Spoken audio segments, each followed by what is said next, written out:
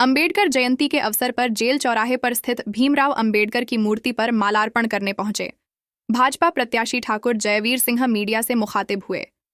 Media द्वारा पूछे गए सवाल मध्य प्रदेश के मुख्यमंत्री मोहन यादव के नामांकन में आने के कार्यक्रम को यादव समाज में सेंधमारी की कोशिश तो नहीं है। इस सवाल के जवाब में भाजपा प्रत्याशी जयवीर सिंह ने कहा कि सेंधमारी नहीं है, किसी धर्म जाति वर्ग पर किसी की बापौती नहीं है। सारे वो लोग अलग अलग दल से निष्ठा रखना चाहते हैं, जुड़ना चाहते हैं, उनका सबका अधिकार है। मैनपुरी किसी की बापौती नहीं है, मैनपुरी बापौती है मैनपुरी के लोगों की। इस बार जीतेगा मैनपुरी, लड़ेगा मैनपुरी। के संविधान के निर्माता, रचयिता और शिल्पी डॉक्टर बी.आर. अम्बेडकर साहब की 133वीं आज जयंती है। पूरे देश के लोग और खासकर भारत के हर राज्य के लोग, हर वर्ग धर्म के लोग बाबा साहब अम्बेडकर जी की जयंती के अवसर पर सबको बधाई दे रहे हैं, एक दूसरे को संविधान के प्रति कृतज्ञता व्यक्त कर रहे हैं। इस अवसर पर मैं उनके सभी अनुयायियों को बहुत बहुत बधाई, शुभकामनाएं देता हूं। बाबा साहब को चरणों में श्रद्धा के सुमन अर्पित करता हूं और प्रदेश सरकार की ओर से उनको बहुत बहुत आभार इस बात के लिए व्यक्त करता हूं कि विश्व का सर्वाधिक अच्छा संविधान, लचीला संविधान दे करके भारत की अस्मिता को, सभी दबे कुचले शोषित वंचित लोगों को न्याय देने का मार्ग प्रशस्त किया, सामाजिक ताना बाना को मजबूत देने का काम किया।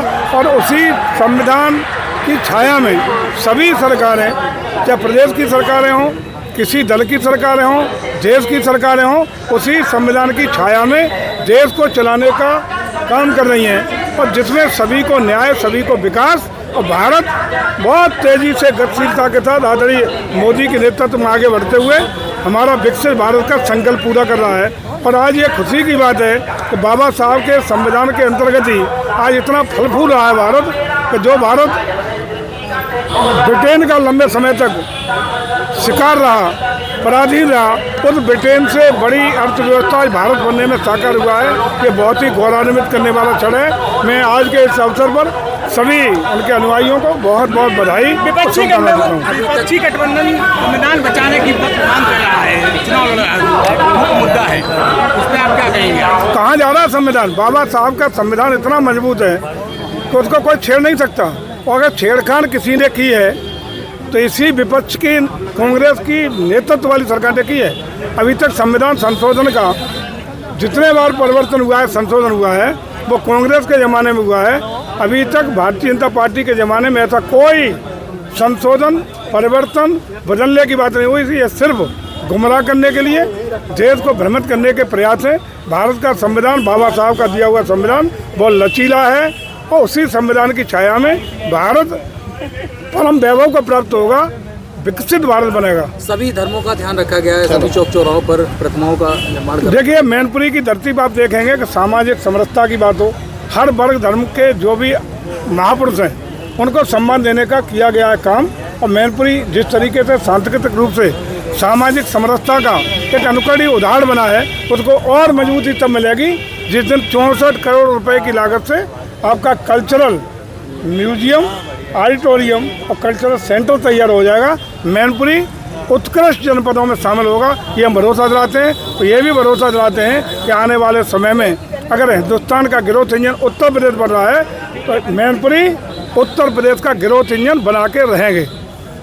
मध्य प्रदेश के